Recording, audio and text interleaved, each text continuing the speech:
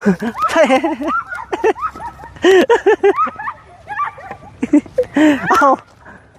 าพูด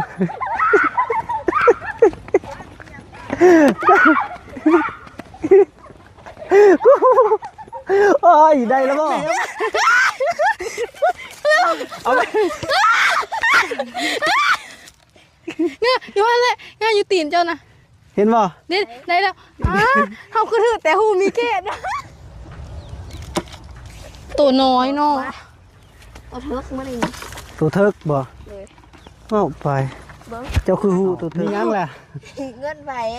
บ่ฮู้เลยตัวตีโบเงินไอดีบ่ได้เอาเงินเจ้าแล้วนี่นะโบเอากระปูดิค่ะบ่เห็นบ่เวลาปอนบ่เห็นเป็นยังคือเห็นตอนนี้แล้วสิมันนับกระปูเอาเอาไปทักตีนบ่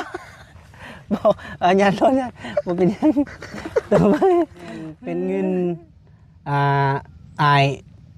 ผู้ใจดีฝากมาให้เด้อเราอยู่คนลาวนี่แหละแต่เราอยู่พังไทยเด้อ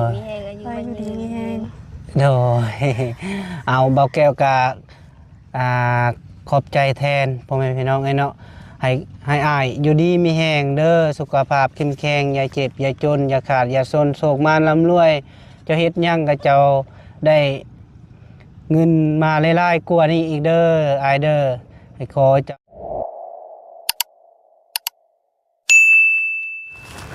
พาน้ำบ่อไปใส่นี่ขุดกระปูคือขุดแต่กระปูตลอดเป็นยังไงจีร้องดูพี่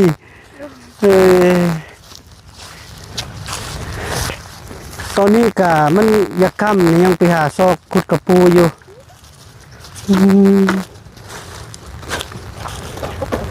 โผเป็นยังไง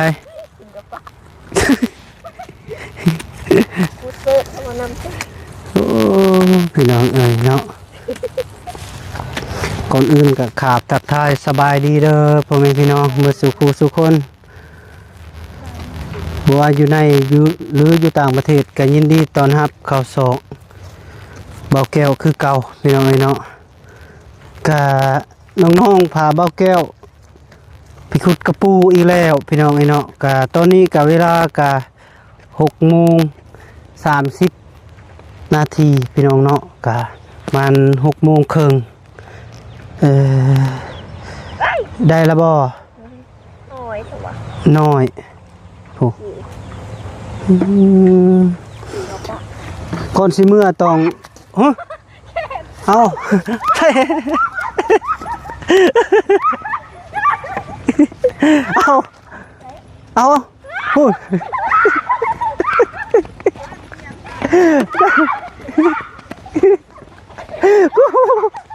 โอ้ยได้แล้วบ่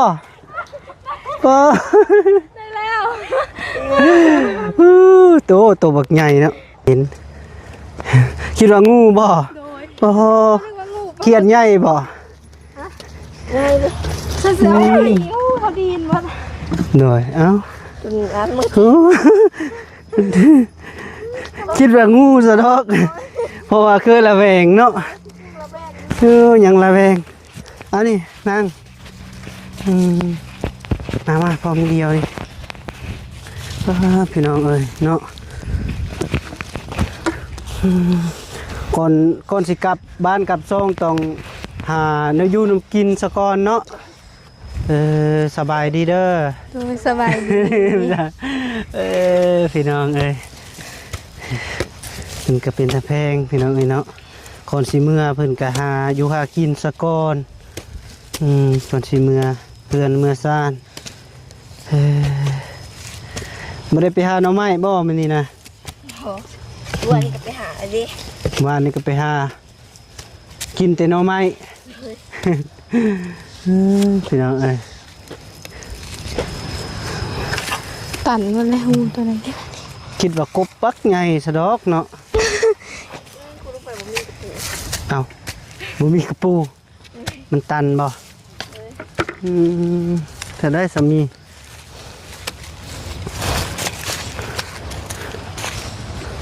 ไปเมื่อนั้นก็เห็นอยู่เนาะ เครียดไล่บ่ทัน โดย คุบบ่ทันเล คุ ย บบ่ทันเขตครับ โอ้เป็นลูกเป้านะลูกก้านจะไม่มี อืม แต่บางหูก็บ่ได้มีงูเอ้ยบ่ได้มีเขตได้ ยังมีงูบ่ อุ้ยโอ้ยเขต เอาแม่เอา เนี่ยอยู่ว่าแหละเนี่ยอยู่ตีนเจ้านะ เห็นบ่ เด็ดได้แล้วเฮาคือถือแต่หูมีเขต เจ้าโชคดีเนาะโอ้ได้เครียด2โตแล้วพี่น้องโอ้ยน้องฟ้ามานละได้เครียด2โตแล้วพี่น้องเอ้ย ดีนเดียวกันดีนดูเถอะเลย เครียดนี่เฮ็ดจังได้กินบ่ เอาไปมือต้ม ปิ้งบ่ คาร์บอริปิ้งอะต้มป่น โดยอันนี้ก็มีเครียดแล้วบ่จัก จักมีบ่มันหูตันเลย เด้หูมัน ใส่ ตันบ่ตันแล้ว ตันแล้ว นี่หูกบบ่จักตัวนี้ เอากูคือว่ามีกระปุก อันนี้หูบ่เนาะบ่มีก็บ่แม่นหู อืม อีลาอีเรือเนาะเพิ่นสิได้เพิ่นก็ ไม่เป็นไรเขา เมยห้องได้นี่เจอยานบ่ได้ ย่านบ่ได้เนาะ เด้อ เออ พี่ไปพี่ ทีมันหลายเกียร ส่วนหลายจะเจอแต่งูเลยไง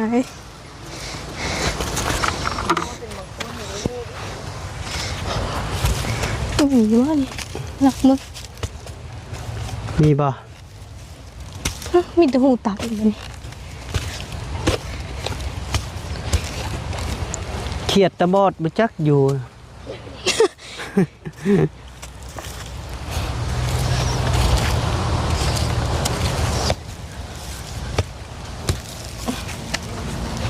อย่าจกตัวทีบได้ ระวังเด้อ น่ะ เห็นแล้วจะพบ เห็นแล้วจกเด้อระวังได้เห็นได้ จนซับ เคยเจอเนาะ โดยจนซับผู้แลจังโจกอันนี้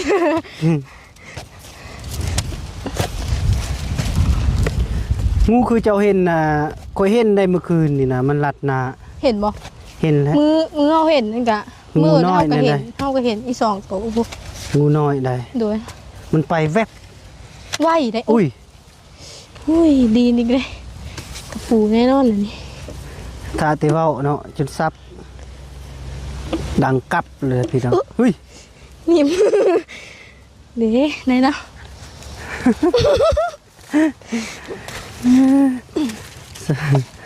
ขยันพี่น้องเอ้ย พูดอะไรพูดอะไรถูกวะ ได้แต่กระปูอย่าเครียดนะ ได้กระปูก็ดีแล้ว ว่าได้อ่านเรื่อง แล้วนะเครียดได้นี่ เกียรเลย กระปูแล้วก็เป็นอันบ่ เว้ยมันคือหูใหญ่อย่างนี้ หูใหญ่บ่ ดู เต็มนึง โอ้ยยาน ตานี้เลยอุ้ยบ่มานแล้ว นี่เอาตัวนี้ค่ะ ถอยก่อน เริ่มแล้ว มันบ่นั่นน่ะ หูใหญ่พดรู้สึกระแวง สุกละแวง เลยถอยหลังก่อน เอ้าบ่แม่นงูเขียวมาเข้าแล้วบ่ โอ้ย โอ้ยังเลิกอยู่ได้เห็นบ่ นี่ นะตันตลอดเจ้าเอ้า อหย่างนี้ ยุกฮะเป็นยังไง กระปู กระปูปอหูเด้ จะมา หูเด้สำขาเนาะกระโตกระปูส กระ ำสำโปมือ อุ้ยมีสองตัวบ่ สองโตวบ่ตัวว่าตีมันสิอยู่สอง มี ตั ตัว วเดียวนี่แหละ โอ้บ่แม่นกบบ่อยู่ลุม จัก ป้าหู ฮะ หูหยังหูป่าบ่บ่ว่าสิมีป่ายาม บ่มี หูใหญ่แต่ หูใหญ่บ่อืม ว่าจะตันอีก โอ้ยคอยซับเลย คือน้องฟ้าเราซับ ซับหมดเลยเอา โอ้เห็น บ่เห็นอีกเลย มาเลย ไปบ่เห็นกะกะเป็นตะม่วนอยู่เลยพี่น้องเอ้ยเนาะเห็นน้องๆเพิ่นหากินแบบธรรมชาติแบบนี้นะพอดีตะเวนกระซอง แล้วก็เหมาะกับบรรยากาศเนาะ อากาศมันเย็นๆเลย โดยอากาศเย็นๆเนี่ยแบบแดดอ่อนๆเนาะ โดย โหน โดยแบบมันแสงนะได้ฟิวได้นี่คนผิวดำก็เป็นผิวขาวพี่น้องไอ้เนาะผู้ผิวขาวแห้งขาวเติม แห้งเริ่มบ่ แห้งเหลื่อม พี่อืม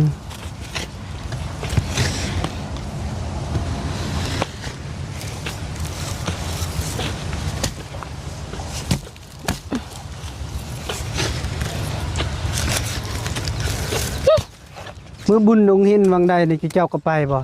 บ่ได้เคยไปจักเทื่อใด อ๋อ โอ้ยเยอะอะผักอะเจ๊เยอะกับซับตัวเละ ทราบเลย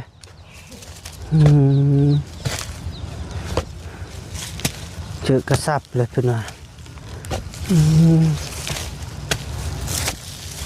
เริ่มบ่มานแล้วบัดนี้ พ่นบ่ตกเนาะคันพ่นตกแล้วมันสิออกเหมือนบอนเจ้าคุดที่เก่าคักเนาะหูหลายเลย อ่า ได้แล้วบ่เอาเลย กระเทินแล้ว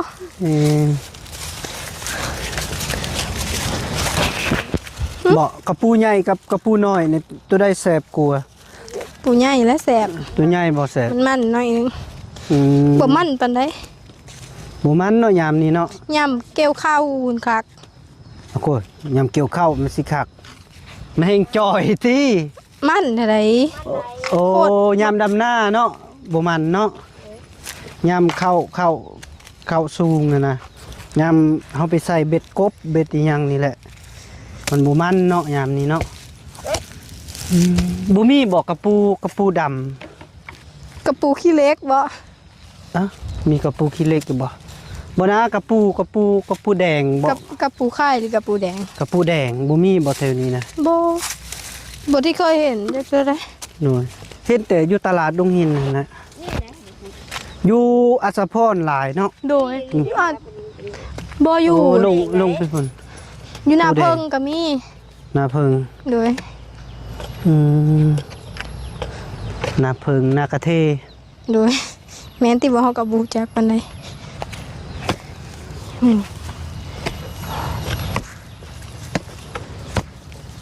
ขึ้นมาสักทีเถอะเฮ้ย น่ะมีแต่ตัวน้อยเนาะพอดีปนทางกาบมันน่ะมักเด้ปนกระปูลวกผักนี่นี่เป็นตัวอ่านสู้เขาได้ปะ โอ้มาขุดน้ำเดียวปะปีหน้าใส่กันนี่ปีหน้ามาพี่ ใจ นะปีหน้ามาพี่บุทึกโอเคอย่าซับก้น ระวังอยู่ ซับก้นให้คนผู้น้อยครับ อุ้ยคือมาหูใหญ่แท้บัดนี้ โอ้ แล้วเมียเป็นคนไหน ปอตุได้เห็นนะเด้ผู้ กระปูบ่ แมน อ๋อเลยกุ๊บ กบบ่ โอ้ กบที่น้องขุดเขาเดียวผู้บักลายเลย คุด2คนแห่งได้หลาย บ่ คุดคนเดียวจะนั่นได้เท่าใด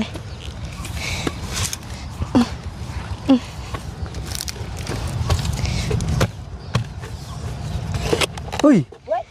ดีเนาะ ซับเลย ซับตลอดเลยอยากจกอยู่ยามมันหนีบ เลย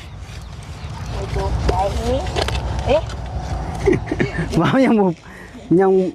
บุสุดคำซับเลย ลากขึ้นมาไม่เอารถ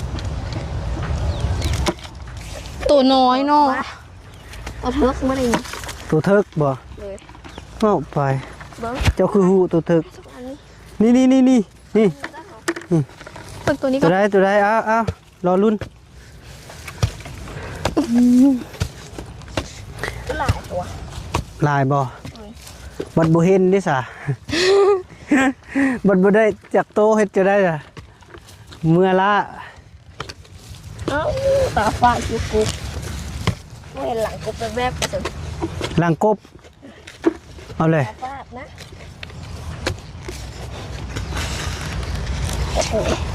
ได้แล้วนะ เลย นี่ก็ได้คือกัน มีแต่โตบักใหญ่พี่น้อง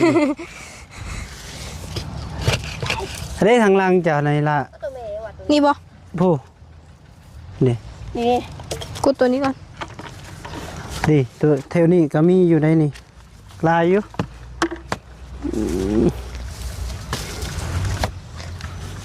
มันจะเจ้าได้อันกินแรง เอ้าสองหูติดกันเลยบ่นี่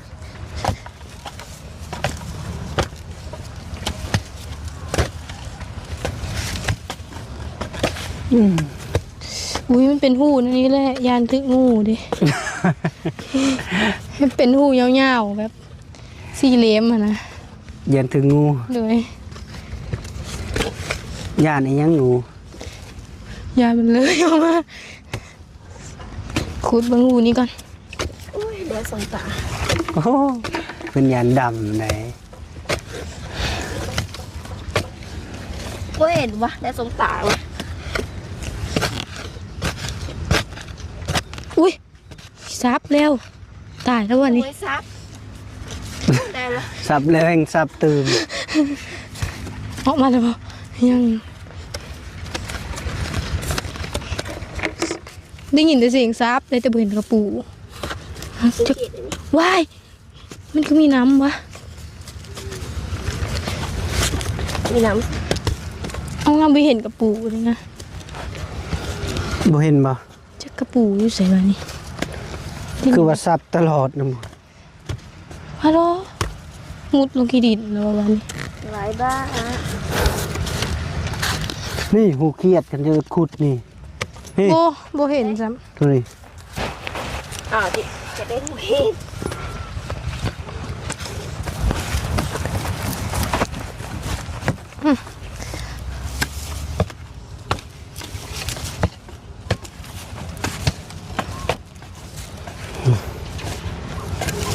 อุ้ยอันเด ำโอ้ยโอ้ยเนาะโต เข้า ยัง อีก ไง เลยเห็นบ่ เห็นเห็น เห็นกระปูหรือแค่ เห็นบ่น้ำเบาให้งูได้บอนเขียดอยู่ ปลาตัวใหญ่อย่างดิ ใหญ่บ่ เขียดยังกันนะ จัก เห็นโม เขียนโม เมื่อไรบอกเอาว่า เขียนโม รัดเด้อสัน สองโตบ่ บอก พี่เครียดแล้วนี่ อ้าวบังหูจ้าเว้นรางวัลเอาคือกระบังหักมือวานไม่เห็น อืมบ่ได้บ่ กลับไปหาทำไมดี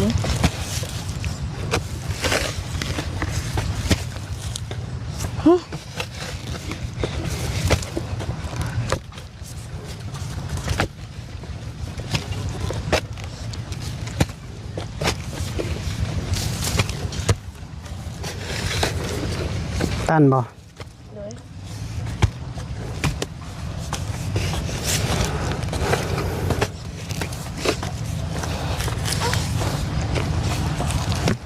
เลย พี่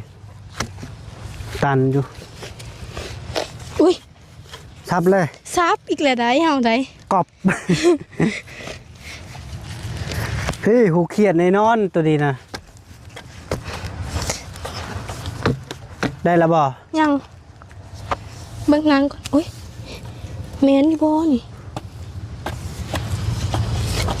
คำนะหูบักเลิกๆกระปูตัวซ้ำนี้บ่ ตอนใส่ พี่ในนอนเลย ไม่น้องรับหรือเปล่า แม่นะ ต้องเมนดิ บ่แม่นก็เป็นกระปุก โอ้ยโอ้ย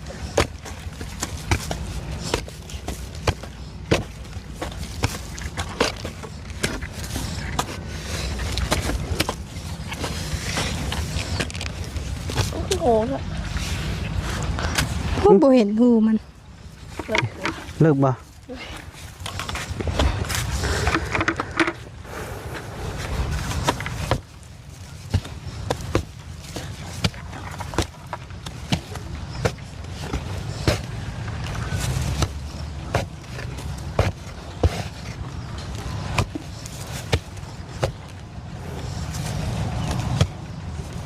บ่เห็นใส่หม้อย เรียบร้อย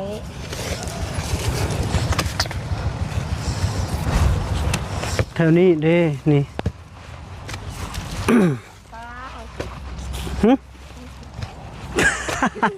หน้าที่เจ้าเองติเขาบ่หายบ่ บ่หายเราเคยมาขุดอยู่ โอ้เจะน้อยพื้นกระไทยเด้ หน้าก็เตือนเลย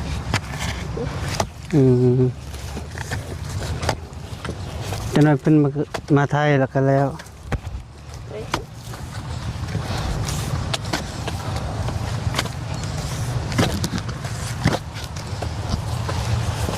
เจอแต่ดอนหูตัดมันนี่ งูตันลายเนาะ ดู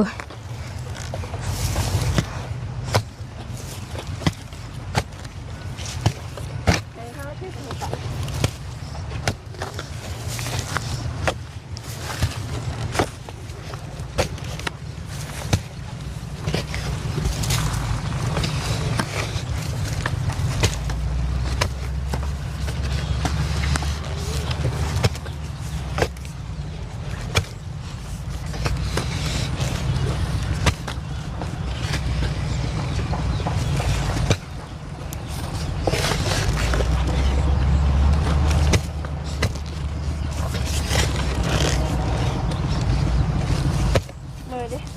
ดูตัด หูตันตลอดติ อุ้ยกระปุกอยู่นี่วะแล้วนะ แกก เฮ้ย แต่กระตัวน้อยๆอีหลีเนาะกระปู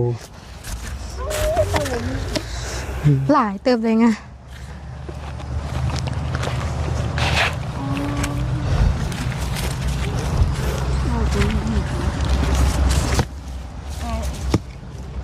อีหยัง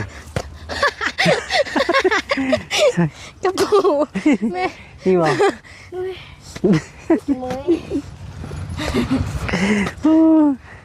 ใหญ่เหรอวะ เอาปล่อย ปล่อยมันซะมันน้อยหมด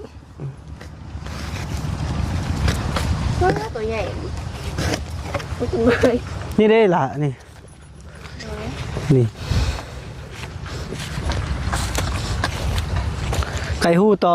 บ่อนนั้นน้องฟ้าคุดมีงูได้นี่นี่นี่แหละ ระวังเด้อ ระวังเด้อ ระวังเด้อ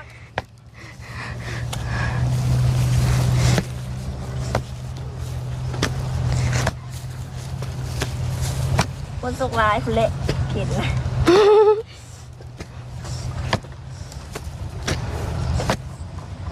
เอ๊ะปู่เป็นไง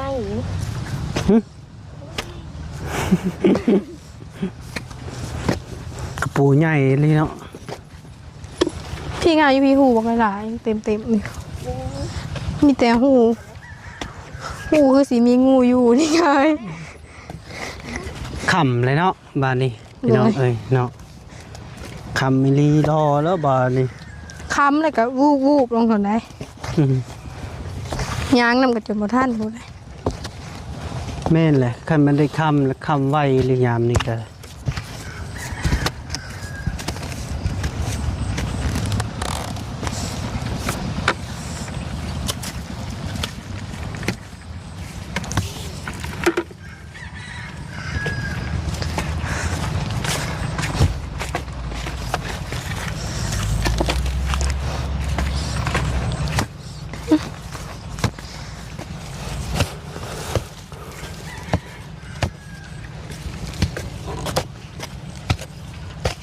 เอียงเลย บ่เห็น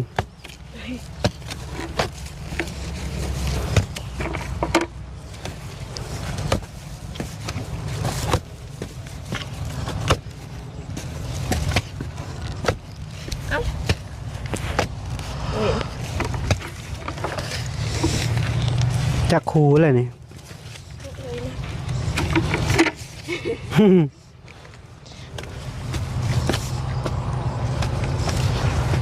ตัวโคตรใหญ่ไง ตัวบักใหญ่เนาะ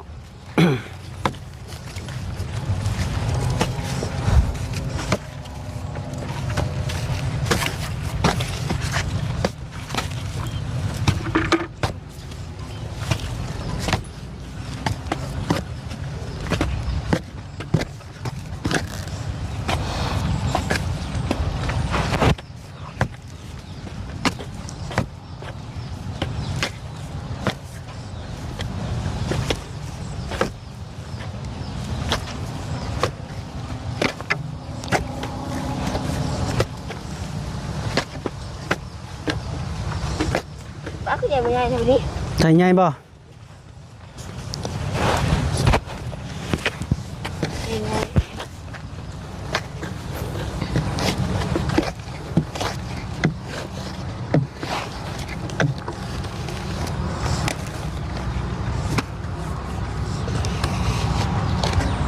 เจอตัวแล้ว เจอตัวอะไร ตัวปก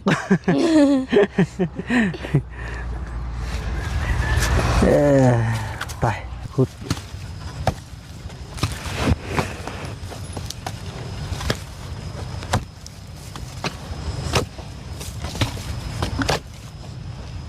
ว่ามีถึงหนำ เสียงน้ มันมีกบป่ะ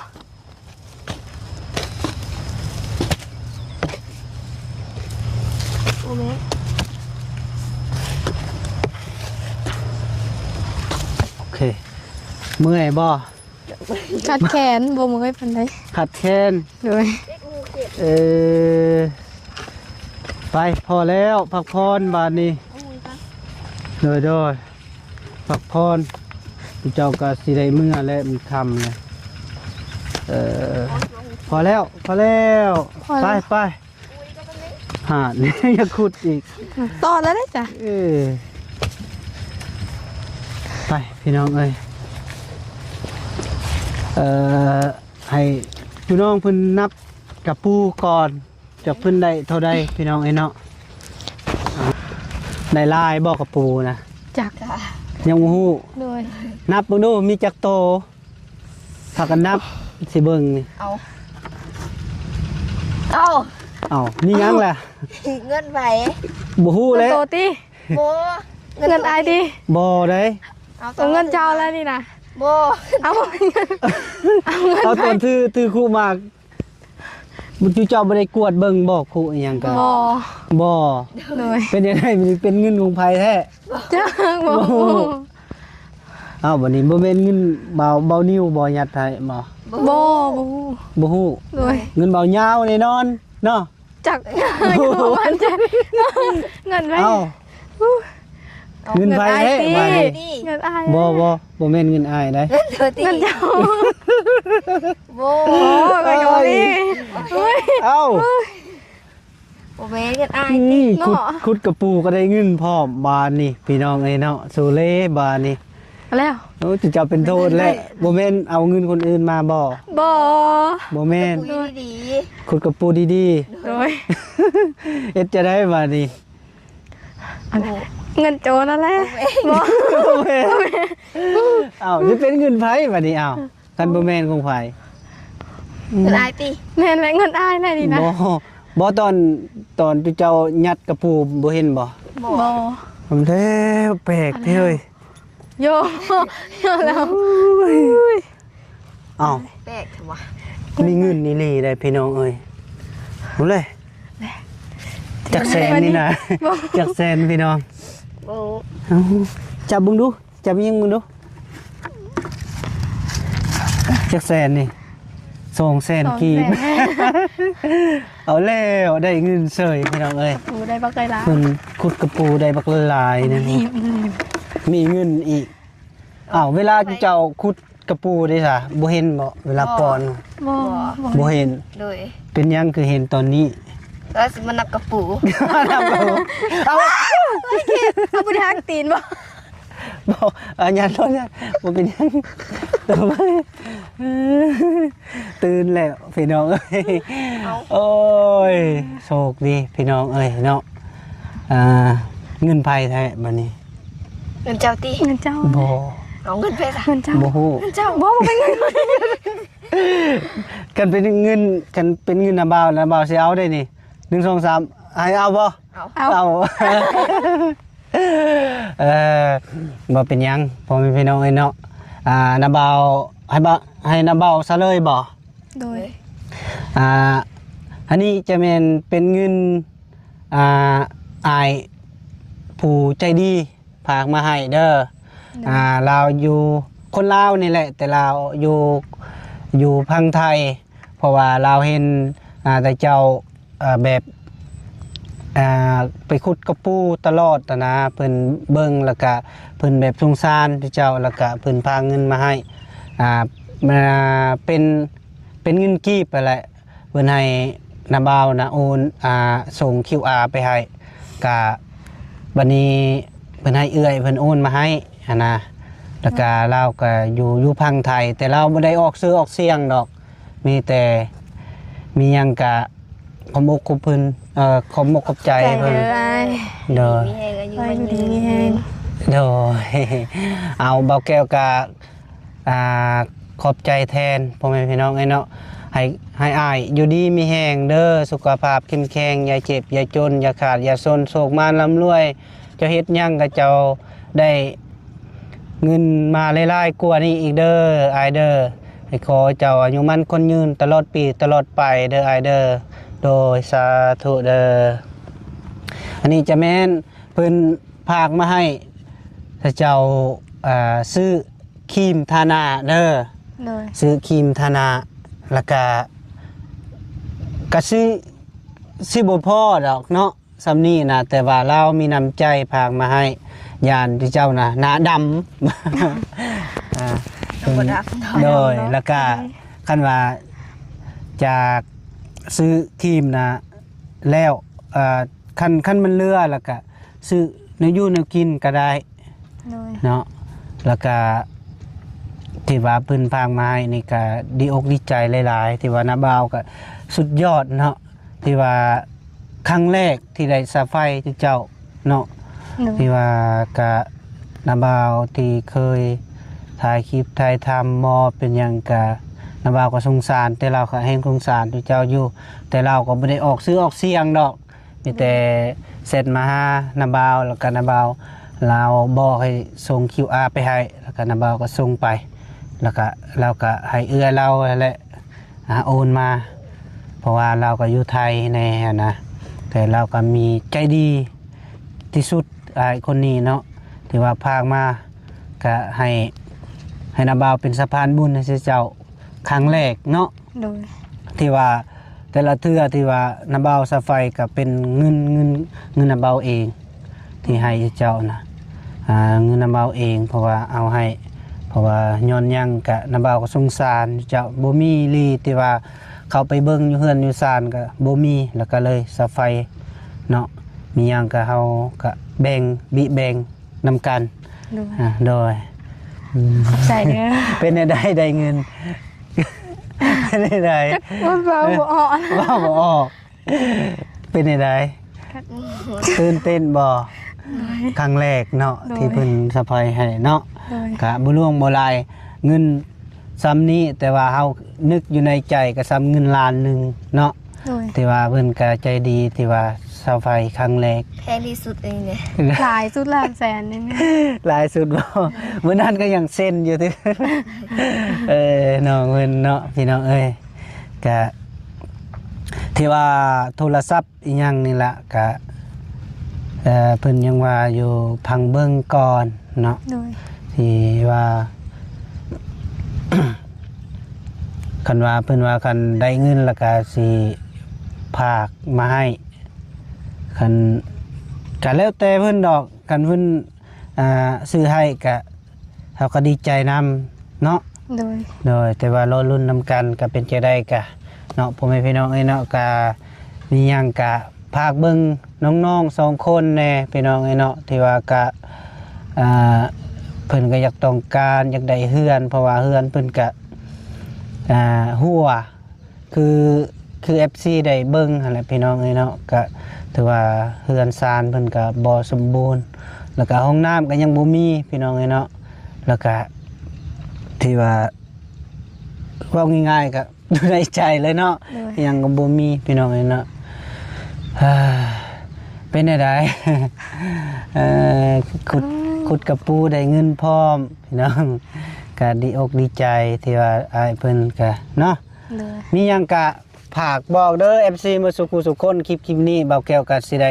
ปิดคลิปจบคลิปซะก่อนเด้อพ่อแม่พี่น้องขออยู่ดีมีแรงสุขภาพแข็งอย่าเจ็บอย่าจนอย่าขาดอย่าโศกโศกมานร่ำรวยหมดสุขุสุคนเด้อโดยบ๊ายบายสบาย ไปเด้อ